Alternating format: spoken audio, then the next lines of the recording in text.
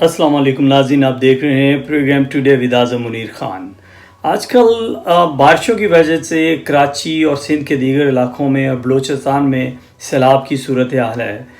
سب سے زیادہ مشکل کراچی کے لوگوں کو ہے اور حیدرآباد میں بھی، کہ وہاں پر نالے ابل پڑے ہیں اور جو گند کراچی اور حیدرآباد کی سڑکوں پر پڑا ہوا تھا، وہ گند پانی کے ساتھ اب لوگوں کی گلیوں میں اور سڑکوں پر اور گھروں میں بھی آنا شروع ہو چکا ہے، جس کی وجہ سے بعد میں بیماری بھی پھیلیں گی۔ سندھ حکومت نے پچھلے کئی برسوں سے کچھ نہیں کیا سندھ کے لیے۔ جو پیسے ان کے پاس آتے رہے، جو فنڈنگ ہوتی رہی سندھ کے لیے، وہ ساری لوٹ مار کا حصہ بن گئی اور لوگوں کو کوئی ان کی جو انفراسٹرکچر کے لیے جو کام ہونا چاہیے تھا وہ نہیں ہو سکا۔ میرا خیال ہے اس کے لیے فیڈرل گورنمنٹ کو انٹروین کرنا پڑے گا، اور ابھی انہوں نے آرمی کو بھیجا ہے وہاں کے حالات ٹھیک کرنے کے لیے، لیکن میرا خیال ہے کہ اب بقایا معاملات کے لیے بھی فیڈرل حکومت کو اور خان صاحب کو کچھ کوشش کرنی پڑے گی۔ اگر یہ سمجھتے ہیں کہ پیپلز پارٹی یا MQM کے لوگ وہاں پر کراچی کو یا سندھ کو ایک بہتری کی طرف لائیں گے تو یہ ممکن نہیں ہے، اور یہ ہرگز ممکن نہیں ہے۔ آپ مراد علی شاہ یا بلاول بھٹو یا ان کے دیگر جو ساتھی ہیں، وہ صرف اور صرف لوٹ مار پر ہی لگے ہوئے ہیں۔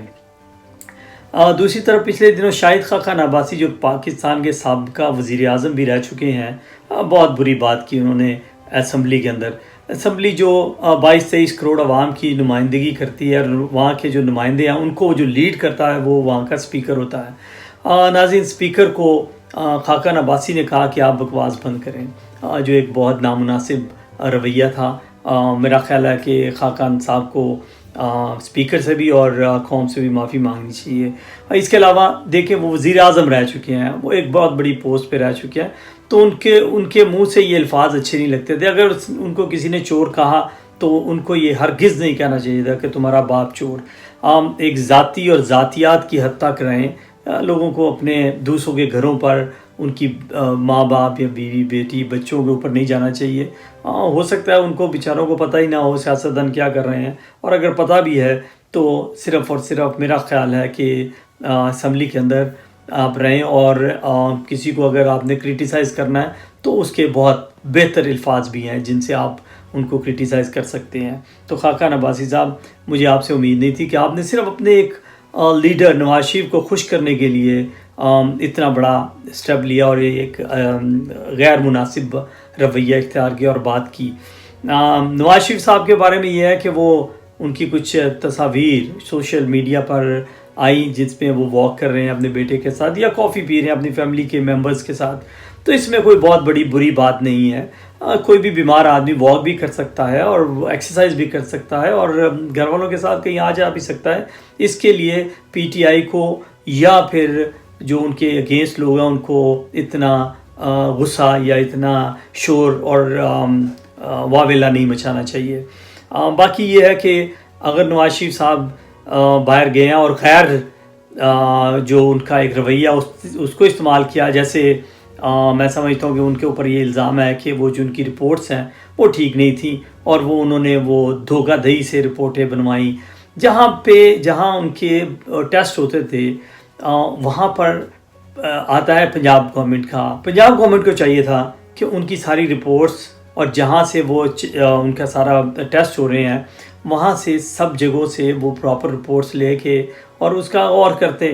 اگر وہ غلط طریقے سے گئے ہیں اور غلط رپورٹس بنوا کر گئے ہیں تو اس میں پنجاب گورنمنٹ کا بھی قصور ہے کہ ان کو وہ کیوں نہیں پتہ چلا کہ وہ رپورٹس ان کی جو تھیں بلڈ کی اور دیگر جو ان کے صحت کے معاملے میں رپورٹس تھیں وہ ٹھیک تھیں یا غلط تھیں۔ اس کی ذمہ داری پنجاب گورنمنٹ کو بھی جاتی ہے۔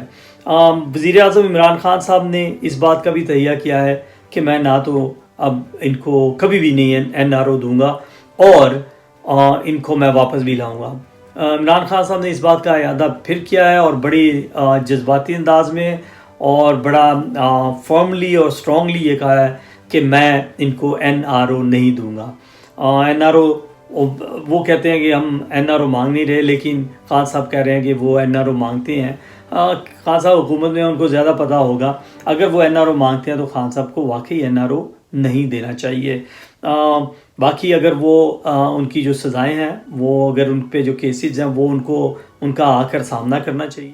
موجودہ حکومت نے یہ بھی فیصلہ کیا ہے کہ باہر بیٹھے ہوئے جو پاکستان کو مطلوب لوگ ہیں، جس میں الطاف حسین ہیں، اسحاق ڈار اور نواز شریف، ان سب کو واپس لایا جائے گا اور ان پہ جو کیسز چل رہے ہیں وہ ان کا سامنا ان کو کرنا پڑے گا۔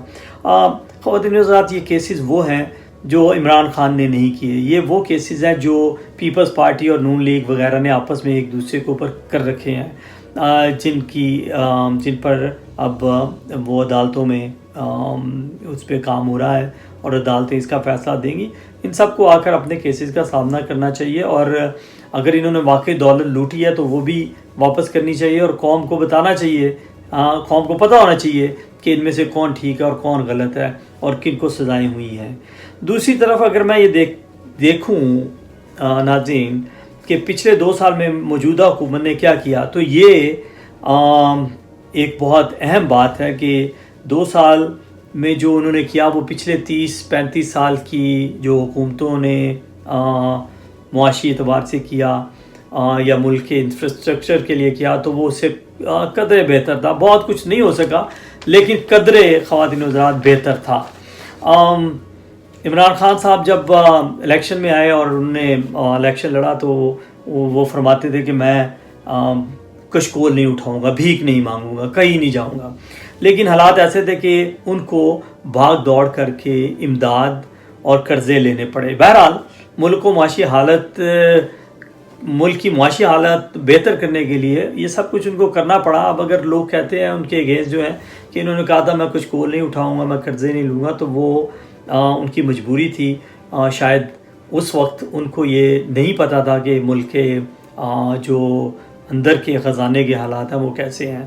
وہ جب حکومت میں آئے تو ان کو پتہ چلا کہ یہ حالات تو واقعی بہت گمبھیر ہیں، جس کی وجہ سے ان کو بھاگ دوڑ کرنی پڑی، اور اب اللہ کا شکر ہے کہ پاکستان کے معاشی حالات بہتری کی طرف چل رہے ہیں۔ پچھلے 2 سالوں میں مہنگائی نے عام لوگوں کو کافی پریشان کیا۔ بہرحال پریشانی لوگوں کو ہوئی، اب بھی ہو رہی ہے، کیونکہ پیٹرول، گیس، اس کے علاوہ ضروریات کی جو چیزیں عام ہوتی ہیں کھانے پینے کی، وہ بھی مہنگی ہوئی۔ اور عمران خان نے یہ بھی کہا کہ میں کسی چیز پہ سبسیڈائز نہیں کروں گا، لیکن ان کو شاید اب کرنا چاہیے، کیونکہ ابھی شیخ رشید صاحب کا ایک بیان تھا میرے سامنے۔ شیخ صاحب نے کہا ہے کہ عمران خان اب یہ سوچ رہے ہیں، یا ہو سکتا ہے آج کل میں وہ اس بات کا اعلان بھی کر دیں کہ آٹا، چینی اور دیگر اشیاء پر 15% کی سبسڈی دی جائے گی۔ اگر اس طرح سبسڈی مل جاتی ہے تو عام لوگوں کو اس کا فائدہ ہوگا۔ عام لوگوں کی پہنچ میں جو چیزیں نہیں ہیں وہ ان کی پہنچ میں ہوں گی۔ کھانے پینے کی اشیاء تو ہر روز استعمال لوگ کرتے ہیں، تو ان کو اس سے کچھ فائدہ ضرور ہوگا، اور خان صاحب کو اس پہ قائم رہنا چاہیے۔ 15% سے میں سمجھتا ہوں 20% بھی کر دیں تو بہت اچھی بات ہوگی۔ دوسری طرف ایک بات اور شیخ صاحب نے کہی کہ ہم یہ پلان کر رہے ہیں کہ اس سال لوگوں کو تقریباً 1.5 لاکھ کے قریب، 1,50,000 کے قریب نئی جابز کریٹ ہوں گی جو لوگوں کو ملیں گی۔ اس طرح وہ بہت سے لوگوں کو روزگار مہیا ہوگا، جاب کریں گے لوگ۔ میں شیخ صاحب کی کچھ باتوں سے متفق کبھی نہیں ہوا، لیکن ایک بات انہوں نے بہت اچھی کی۔ انہوں نے کہا کہ یہ آخری سال ہے پی ٹی آئی کی گورنمنٹ کے لیے کہ وہ ڈیلیور کریں۔ 2 سال میں انہوں نے کوششیں کی، محنت کی، سب کچھ کیا، لیکن اتنا ڈیلیور نہیں ہو سکا۔ لیکن اب شیخ صاحب نے بہت اچھی بات کی ہے کہ اب انہیں پی ٹی آئی کی گورنمنٹ کو اور ان کو ڈیلیور کرنا ہوگا۔ اگر وہ اس سال بھی ڈیلیور نہیں کرتے تو پھر پی ٹی آئی شاید اب اس کے بعد حکومت میں نہ آ سکے، یا آئے تو بڑی مشکل سے آئے، کیونکہ لوگ بہت پریشان ہیں۔ پی ٹی آئی کو یہ بھی سمجھنا چاہیے کہ عام لوگوں کی حالت جو ہے وہ بہت اچھی نہیں ہے۔ کرونا نے بھی پریشان کیا لوگوں کو، اب مختلف جگہوں پہ سیلاب کی صورتحال ہے، لوگوں کو پریشان کر رہی ہے۔ اب آپ کے پاس ہے، آپ کے ہاتھ میں ہے، پاکستان کی قوم کے لیے بھی اور پاکستان کے انفراسٹرکچر کے لیے بھی آپ کو محنت کرنی پڑے گی اگر آپ نے دوبارہ حکومت میں آنا ہے۔ ورنہ لوگ آپ کو شاید دوسری جماعتوں کی طرح آپ کو بھی معاف نہیں کریں گے۔ اور باقی یہ ہے کہ خان صاحب آپ پہ ہم سب کو ٹرسٹ ہے، بہت ٹرسٹ ہے۔ خان صاحب آپ کے وزیر اور مشیر بھی کرپشن میں ملوث رہے ہیں، کچھ کو آپ نے ہٹایا، کچھ پہ آپ سختیاں کر رہے ہیں، لیکن یہ ہے کہ آپ اپنے ارد گرد آپ کی ناک کے نیچے بہت کچھ ہو رہا ہے، آپ کو سب چیزوں کو سمجھنا ہوگا، اور کچھ چیزیں ایسی جو واقعی بری ہو رہی ہیں ان کو آپ کو ٹھیک کرنا ہوگا۔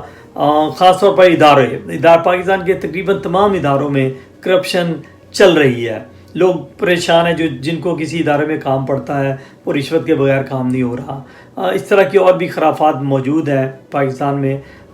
میں یہ سمجھتا ہوں کہ 2 سال میں یہ سب کچھ تو نہیں ہو سکتا تھا، لیکن آپ اس پہ کوشش کریں، بہت سی چیزیں ہو سکتی ہیں، بہت سی چیزوں کو جیسے ہم پہلے بھی کہتے ہیں کہ آپ کمپیوٹرائز کریں، لوگوں کو جو خاص طور پہ جو لوگ بیرون ممالک میں کام کر رہے ہیں، وہ جب اپنا محنت کی کمائی سے پاکستان میں کوئی گھر بنانے کی کوشش کرتے ہیں تو ان کو بڑی ابھی بھی مشکلات ہیں، جبکہ آپ نے کہا تھا کہ بیرون ممالک جو لوگ موجود ہیں ان کے لیے میں بہت آسانیاں لانے کی کوشش کروں گا، لیکن خان صاحب ابھی تک ایسا نہیں ہو سکا۔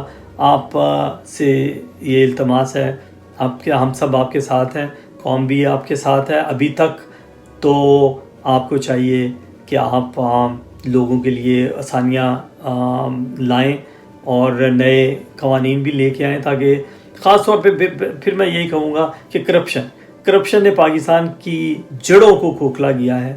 آپ کوشش کریں کہ کرپشن کسی طرح ختم ہو جائے، اور بیرون ممالک والے جو لوگ ہیں ان کے لیے بھی کچھ آسانیاں کریں پیدا، تاکہ وہ جب وہاں پہ آئیں وہ آتے ہی ان کو یہ نہ ہو کہ وہ ان کی جو جائیداد ہے یا پراپرٹی ہے اس پہ قبضہ ہو رہا ہے، یا پھر ان کو کسی ادارے میں جانا ہے تو وہ ان کو وہاں مشکلات آ رہی ہیں۔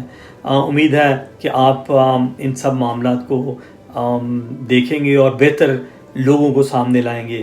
اگلے پروگرام تک کے لیے ناظرین دیں یہاں اجازت، اللہ حافظ۔